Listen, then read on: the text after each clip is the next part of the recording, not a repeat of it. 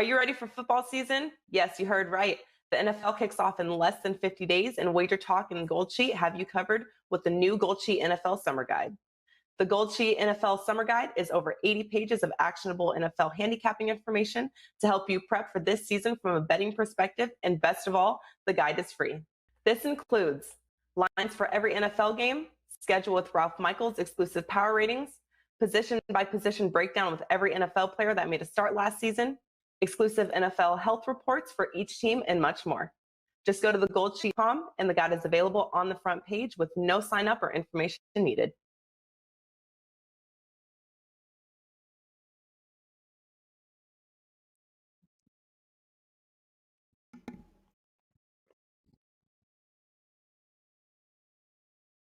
Welcome in to First Pitch for Wednesday, June 23rd. We got 4 games on the docket for tonight's slate. We got best bets as well. The cast of characters from Sports Memo and WagerTalk.com, 2 guys that know baseball very well. First up here, Matt Josephs from SportsMemo.com, the K-prop extraordinaire. Matt, welcome in, buddy. How you feeling today?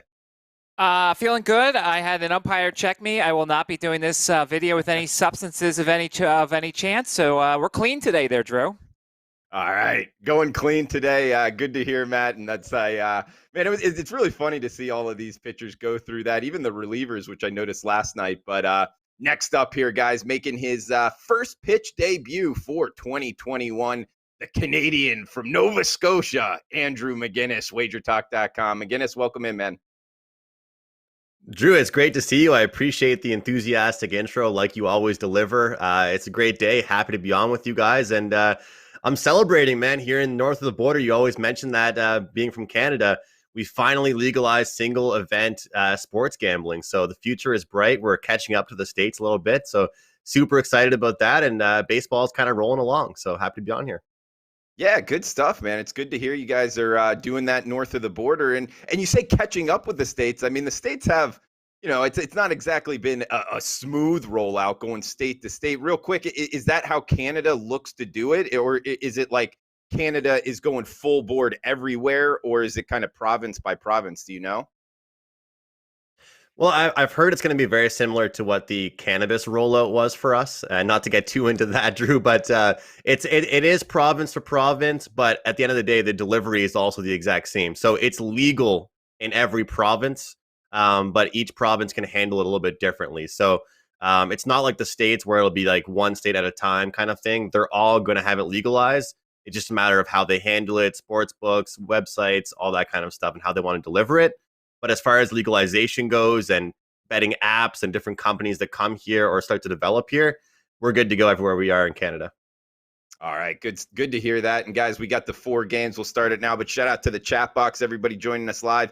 Thanks. Feel free to chime in here what you're looking at for tonight's slate. And heck, if you're from Canada, let us know what you think about the rollout here of sports betting. And you're represented with Andrew McGinnis. Well, Matt, let's start off first here. The top 2 teams in the AL East. We got the Boston Red Sox and the Tampa Bay Rays. Rich Hill going for the Rays. Garrett Richards for the Sox. Looks like a total of 9, minus 145 here. The Rays and Rich Hill are the favorites. I mean, Rich Hill, his last 2 starts, 9 innings, 8 earned runs. Not exactly bet on, but Garrett Richards has not been in good form either, Matt. So tricky handicap a bit, but minus 145 here. The Rays in the Trop. You interested in getting involved here in the AL East, Matt? This is, it feels to me like a clear Rays first 5 type of game here. When you look at Richards first time through the order, people are hitting 319 against him, which is pretty bad. 278 the second time through the order, and he's just not striking out as many guys. I mean, Garrett Richards used to be a lot earlier in his career, a big-time strikeout pitcher, and he's just not doing that anymore. One guy to look for here potentially when they release the lineups, Mike Zunino, 7 of 11 with a home run against Garrett Richards. And then you look at Rich Hill. Tampa Bay, for the most part, has done amazing with him in terms of getting him in, having him pitch about 5 innings, 60, 70 pitches, and getting him out and using that bullpen here. So if you really like Rich Hill, who's had some decent numbers against the Red Sox, first time through the order, 150. Second time through the order, 271 batting average, so he gets kind of worse as the game goes on. Somebody to look for here, Hunter Renfroe, 7-21 with 2 homers. But to me, Tampa Bay has the advantage early on, as Richards is a guy that struggles the first time through the lineup. So I'd potentially look at like a Tampa Bay first 5 here and kind of isolate the 2 starting pitchers and their weaknesses. Okay, looking Tampa Bay first 5 for this one. McGinnis, first game up here. 2 top teams in the AL East. What are you thinking in the Trop tonight? I'm going right there with mid-major Matt. We're on the exact same page as far as the first 5 innings go. I think it's, a lot of people are betting first 5 innings these days dominantly. I know Dave Koken has been very outspoken with avoiding these bullpens, but I think this game in particular, as to a lot of the things that Matt just said, is a great opportunity for his first 5 wager, looking at a guy that's done a great job first few times through the order. And looking at Richards, I just don't trust him. I don't trust his command. I don't trust him to be strong early on in the game. And I always handicap games, Drew, as what have you done for me lately? And if you look at Hill, if you look at what have you done for me lately, it hasn't been too great. But if you take away those last 2 performances, we're looking at a guy with a lot of great stuff. 0.99 ERA and an 8-start span dating back to April 26th. That's prior to those last 2 starts. A guy that I can count on, a guy that I trust, and I trust him early on in games. So this Tampa Bay team hasn't looked great recently, record-wise, and putting up a few losses, but I feel like this is a great bet-on spot here, and I'm isolating the first 5 innings, just like Matt is. All right, McGinnis, good stuff to start off here. And actually, next game up, coming to you first here, Andrew. Put it on. We got the Toronto Blue Jays and the Miami Marlins, a game I actually attended last night. And Joe Ranieri and I were just talking about it before the show here, about Alcantara getting pulled in the 8th inning last night, and only 84 pitches ended up, in my opinion, costing the Marlins in a 1-1 game there. Toronto winning the first one 2-1. We get Robbie Ray going tonight, McGinnis, the lefty, going for the Blue Jays, and also the lefty here, Trevor Rogers, going for the Fish. 7.5 the total in Lone Depot here. -115 is what we're seeing the Toronto Blue Jays right now. So taking a little money throughout the day. They've won 3 straight here. You interested in getting involved with your Blue Jays here, McGinnis? I'm going to look towards a total in this one, Drew. And, it's funny. I was joking around with mid-major Matt before our Prop It Up show yesterday, saying that I trust the batters for this Jays team. I just didn't really trust the pitching. But in this instance, I'm feeling a little bit different. Looking at a guy, Rogers, 1.87 ERA, Ray, 1.75 last 4 starts. Miami ranking bottom 3rd across all batting statistics. This is just a team that I think will play in a lot of low-scoring games, and they're going to benefit in those type of games. They're going to try and count on their pitching. And Ray, only 1 earned run against them in the last start. A lot of the stats point towards an under in this game. I'm not just a stats guy. I can be a situational guy as well. But when I look at this game, I don't really see much changing here. I think we'll see a low-scoring game decided, between 1 run. And it's kind of where I'm going here, under 7.5. Just like we say in football, Drew, sometimes these low totals are low for a reason. Give me the under.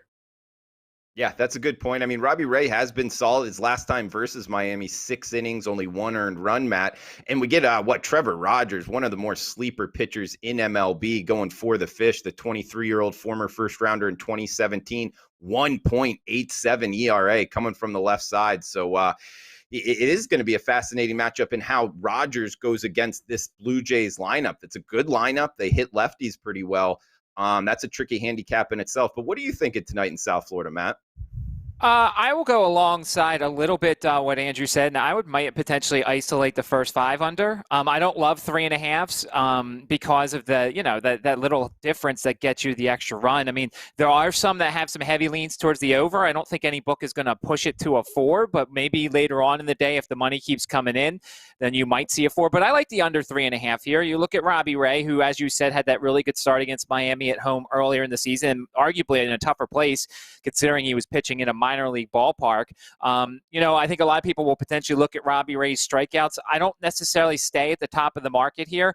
And once we go through this first time through where all the pitchers get checked and everything, and we start to see some of these pitchers throwing balls with dry hands, I kind of want to see if it changes Robbie Ray at all. We see Garrett Cole with less strikeouts. We've seen Shane Bieber with less strikeouts. So I feel like the top end of the market is more prone to having less strikeouts.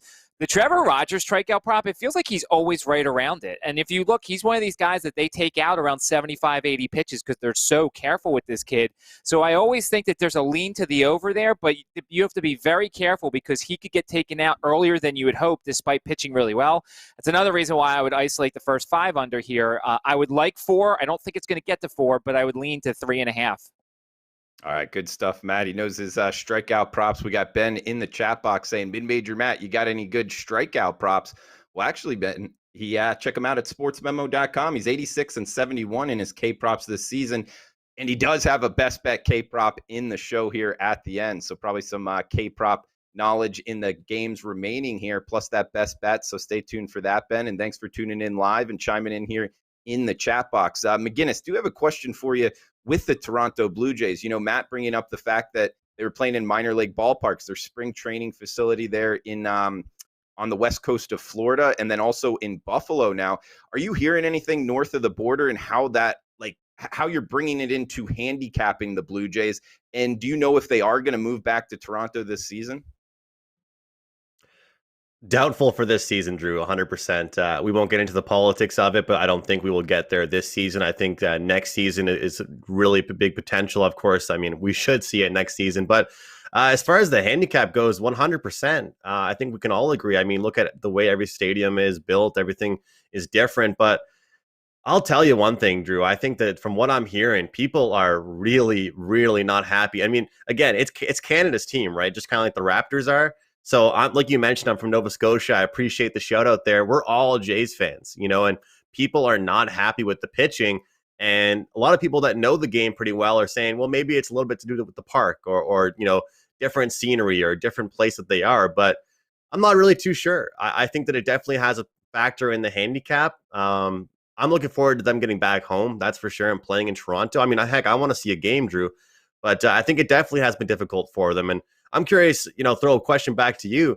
Not only the ballpark, but do you think it's just been weird for them not being at home, you know, getting their regular stuff? Obviously, they still have a beautiful facility, but do you think it's been difficult for them like it was for the Raptors, just not being at home? Well, I mean, I would think personally for the guys, like, where are they living? Are they living in apartments in Buffalo? Like, are they driving across? I don't really know how far that is, but I would think that that's not happening just due to the border situation and everything. So I think personally, yeah, it would be tough. I mean, especially if they have kids and a family. And in terms of the handicap, I was looking for a little bit more pronounced of like a home road split, hopefully here coming back to Buffalo, but they really didn't kind of dominate like I thought they would. But that's what I'm kind of looking for personally, McGinnis, is when Toronto is playing in Buffalo and used to the stadium, used to the lighting, you know, the differences there. I was looking to jump on them more. It hasn't really come to fruition yet, but that's what I'm doing personally. And yeah, any follow-up to that, McGinnis? And also one thing I wanted to ask you before we move on is I noticed that the hockey, NHL, the playoffs, like Montreal was playing, Vegas was playing against Montreal in Montreal. That's what makes me really wonder why the Toronto Blue Jays aren't playing. Like, it's like they're singling out the Blue Jays almost, no? Yeah, well, you know how Canadians are with their hockey. That's a huge thing. It was a huge problem, and I think that's the whole thing. I mean, people are actually saying, well, first of all, the Prime Minister of Canada is from Quebec, and he's actually a Montreal Canadiens fan, so maybe that could be a factor to it. I'm not really sure, but I think the thing is, when those guys, the Vegas Golden Knight players, were arriving in Montreal, they're literally forced to stay in their hotel the entire time. They take a bus to the arena. They take a bus back. They hop on the plane. They go back to Vegas. So I think it's more controlled. They know which group of players are coming in. It's one team versus the Blue Jays are playing a bunch of different teams that have to deal with that times, you know, how many ever teams are going to be coming in. So as far as the stadium goes, Drew, I'm looking forward to the same thing as you, and I'm looking for those bet on situations. But the word comfortability is a huge thing for me. So we'll see if that turns into an edge and actually a clear defiant percentage, or it's nothing new. But I'm curious to see that too, because hopefully they can kind of make themselves at home, so to speak, man, and start getting some wins there. Yeah, absolutely. So, guys, we got 2 games left. Best bets at the end. Buck chiming in here in the chat box. Apartments in Buffalo. Welcome to the show. Laughing about it. Yeah, I didn't mean it like you know, they're scraping by. I know these guys can handle it for themselves. I just meant that personally, it might be a little bit more difficult for them.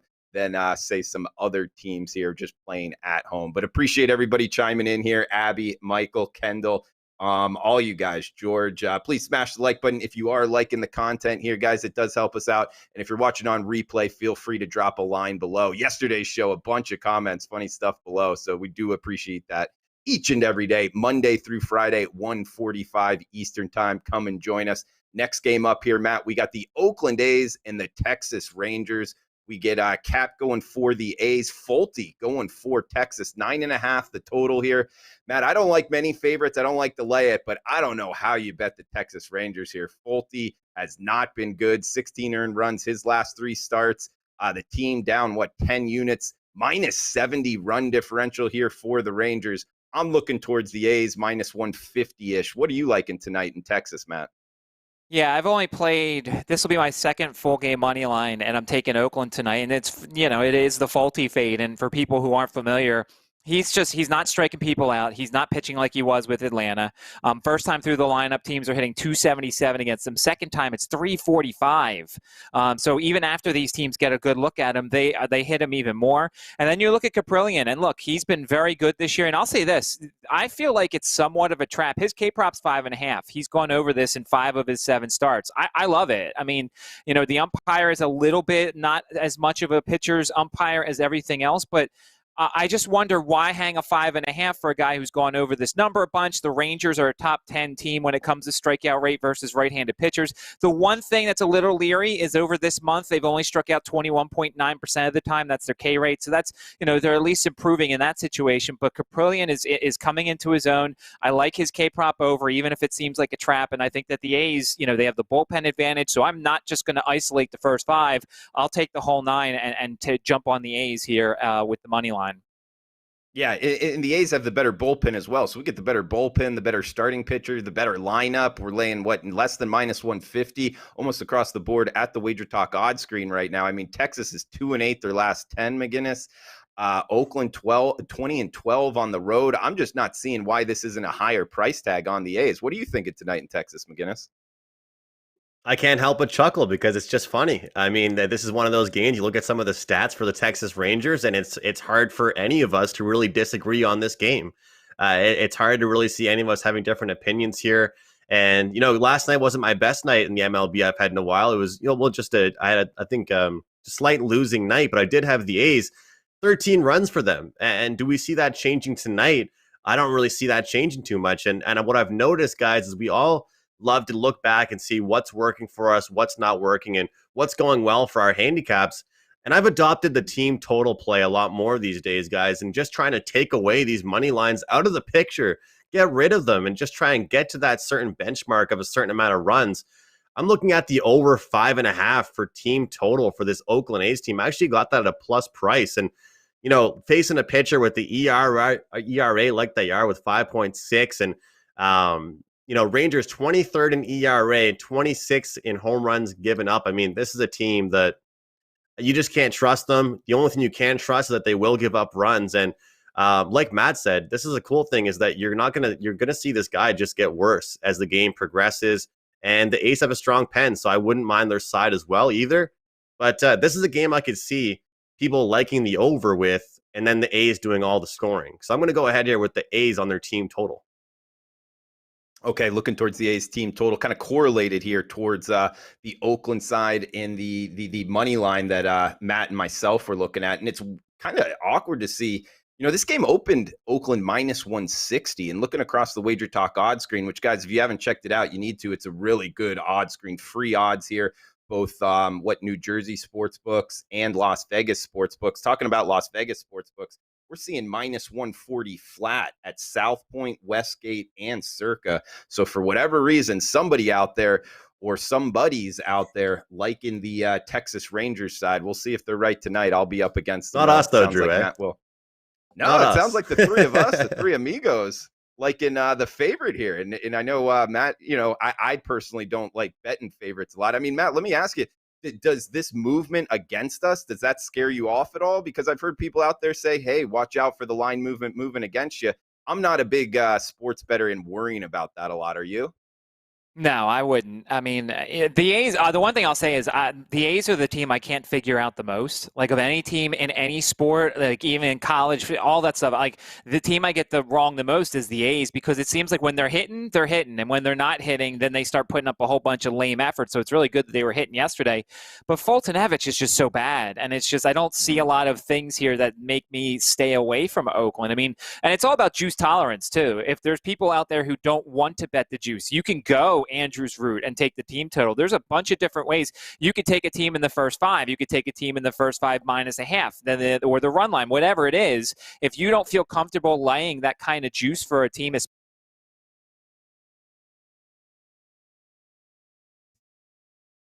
Guys, looks like we lost Matt just for a second there. But yeah, I was picking up what you were laying down there, Matt. I mean, I'm just trying to look for ways of why the money might be coming in against them. I guess Cap, the pitcher for the A's here, 17 walks and 38 innings isn't great. But quick question for you, McGinnis, before we move on. I mean, does line movement in any sport and in baseball, does it affect your handicap at all and what you're betting? Well, I actually learned this from Dave a little bit, Dave Koken, and I think it kind of just makes you scratch your head and ask why. That's really the biggest thing, Drew. I just kind of asked myself, all right, let's find out the main reason why this is happening, and if I don't really see anything too dominant, then I'm going to stick to my guns. And I don't think I've ever really been too bothered by it. If anything, sometimes I'm kind of excited by it, because whether it's in my favor or not, something's going on in the game that I liked. And I think in this industry in particular, you have to be confident in your decision. You know, if I came on here and you guys like the other side, I'm not going to just change my opinion. You know, I'm going to stick to my guns. So I think that for the most part, I asked myself why, Drew, but a lot of the time I'm not going to change my opinion. Okay. Yeah. Good stuff. You know, getting advice from Smoking Dave Koken, always good. He's on tomorrow and Friday, guys. So stay tuned for that. Jessica, Abby, welcome in. Lance as well. Let us know in the chat box. Also, let us know below in the comments below if the line movement in MLB baseball kind of affects your betting. It doesn't really for me, but that was good stuff from Andrew in terms of maybe digging a little deeper on why it's going on. But guys, we got the nightcap going right now. McGinnis, we get the Dodgers and the Padres, 10-10 Eastern start. Bauer versus Musgrove. A good one, a good rivalry. I'd say the best rivalry right now in baseball. Almost a pick 'em price here, 7.5 the total in Petco. What are you thinking, Dodgers and Pods in the nightcap?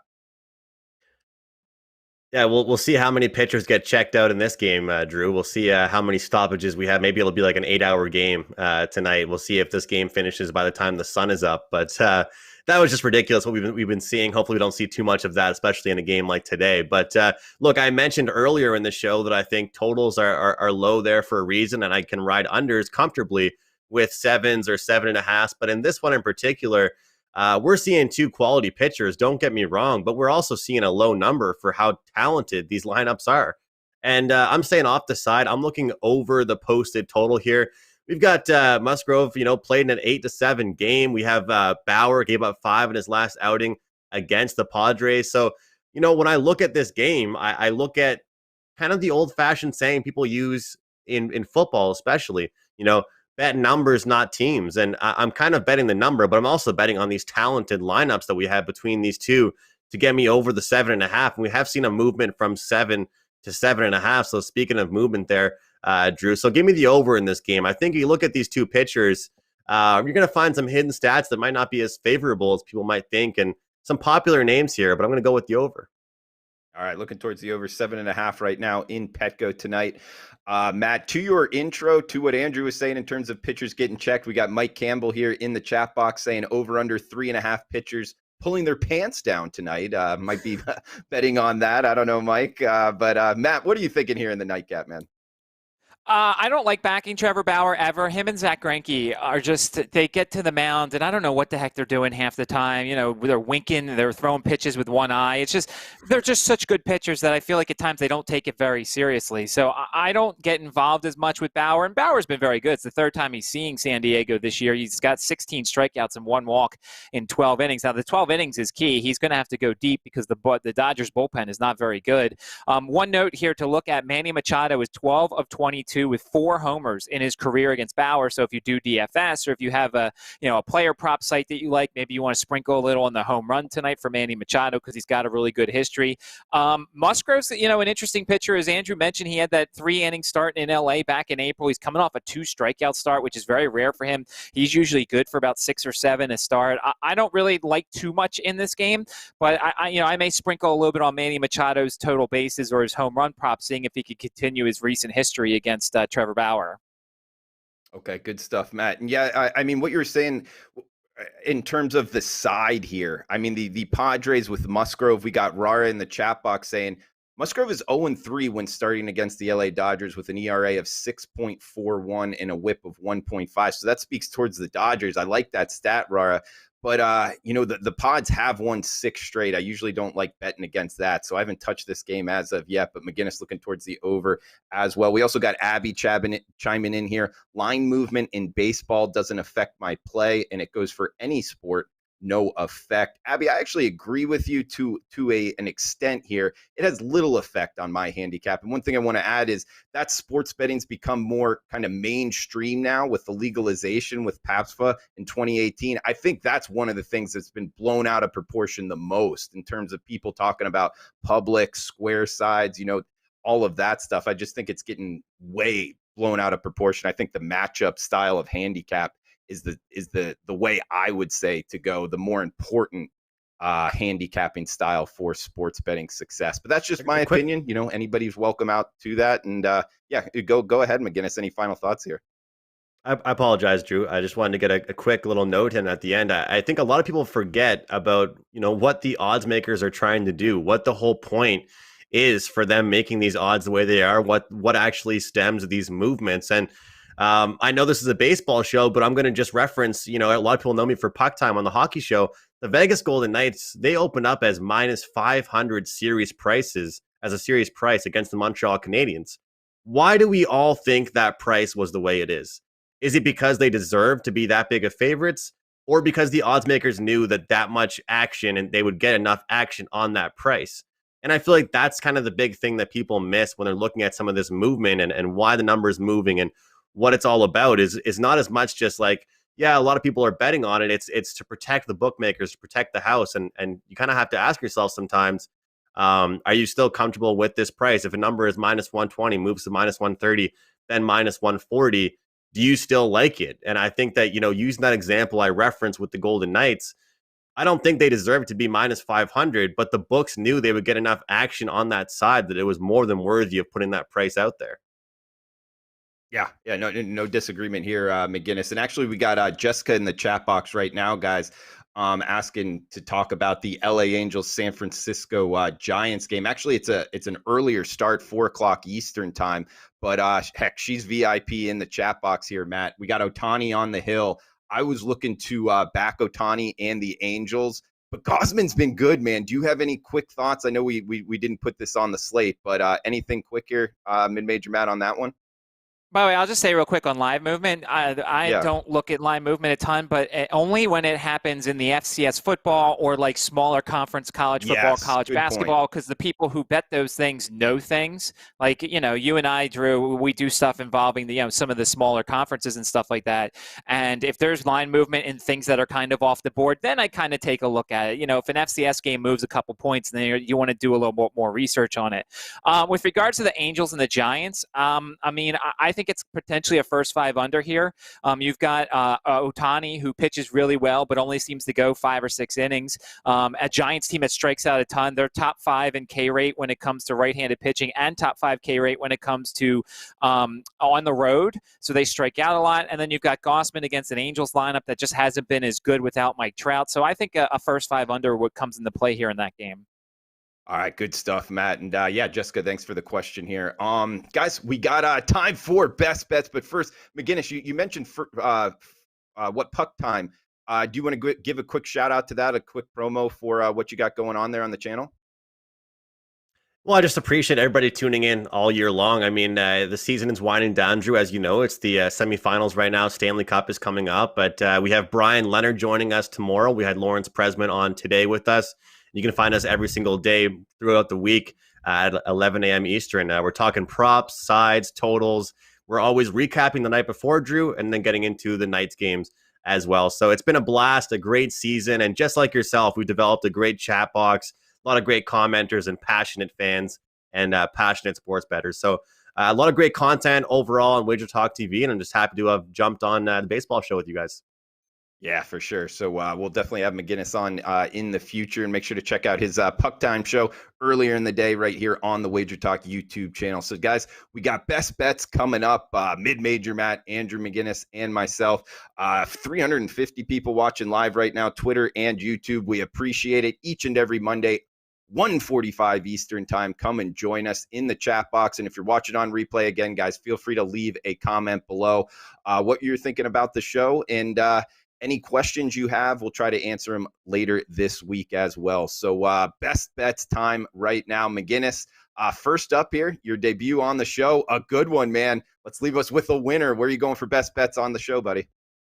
Yeah, no pressure, Drew. Debut here on the show, 2021. But I'm going to go back to a pick that I already gave out on this show, one that I already referenced, and it's going to be in the nightcap. So a lot of time, a lot of shelf life here on this video. People check it out. Give me the over in the Dodgers and the Padres. Two big names, two names of talented pitchers. Matt had some funny things to say about a guy like Bauer, but I just literally don't think that I can trust him right now, and I don't think I trust him as much as the general population does. At a 7.5, I'll go with the over. Musgrove, like I mentioned, he had that shaky start, and I'll hope to see something like that again. We go with the 7.5 for tonight. Over. All right, good stuff. McGinnis on the show and for the best bet, guys. For my best bet, I'm going to the Colorado Rockies Seattle Mariners game. Do note this is 4:10 Eastern, so about 2 hours from when we're recording this live. It's pretty much a pick 'em price. If you shop around, you can get it as much as the Mariners plus 100 here, but consensus line minus 105. A pick 'em price, and really, guys, just keeping it simple. The Colorado Rockies, the most drastic home road splits I've seen in American sports of my lifetime anyway. 5-28 on the road, 27-14 at home. We want to be betting them.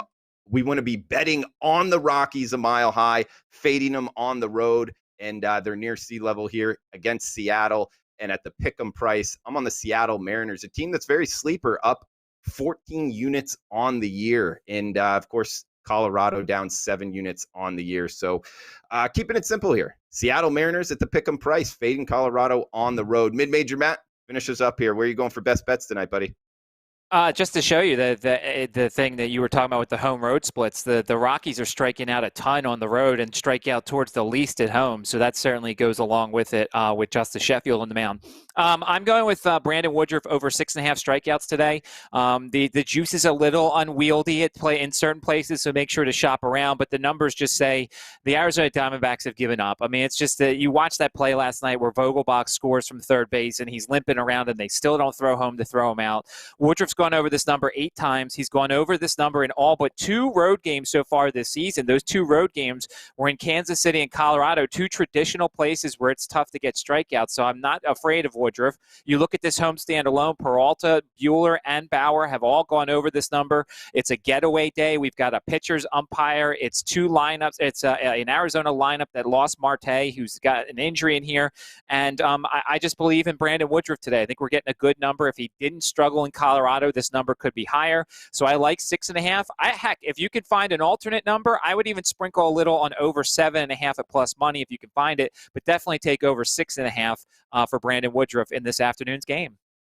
All right, maybe look towards the alternate K prop. The market's really getting more. I guess we could say efficient, more advanced here in the K prop market. Mid-major Matt, do you know where you can find those? The alternative K props? Usually, sometimes there's some books that have it. Usually, FanDuel has the prop where it's 1 strikeout above the market. Actually, today they did not. They put up 6.5 like everybody else did. But if they do flip it to 7.5, now look, I would recommend the 6.5. But if you're gonna find a 7.5 at plus money, sprinkle a little bit on that too, because I think he could get 8 or 9 or even 10 strikeouts today.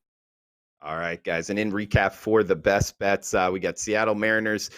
The pick 'em price there, my best bet, we got Brandon Woodruff over 6.5 strikeouts from Matt Josephs, and Andrew McGinnis, Dodgers Padres over 7.5 in the nightcap. So, guys, thanks for joining us live. Appreciate it joining on replay as well. Feel free to leave comments here in the chat box below on the video. And thanks for tuning in like always. So for Andrew McGinnis, Matt Josephs, I am Drew Martin. We'll talk tomorrow, same time, same place. Best of luck with your bets until then. Thanks for tuning in.